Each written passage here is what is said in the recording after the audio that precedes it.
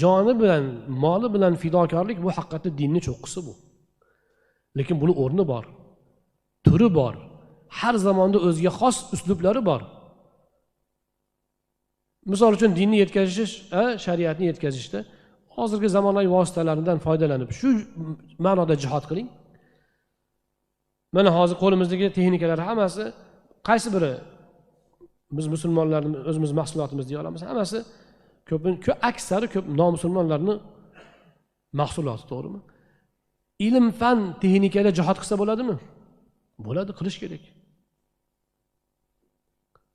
Ilm, fan rivojida jihad qilish kerakmi? Qilish kerak. Shu yo'lda joningizni ham tiking, molingizni ham tiking. Qiling mana jihad. Haqiqiy jihad bo'ladi. Har bir zamon o'zining sharoiti bo'ladi.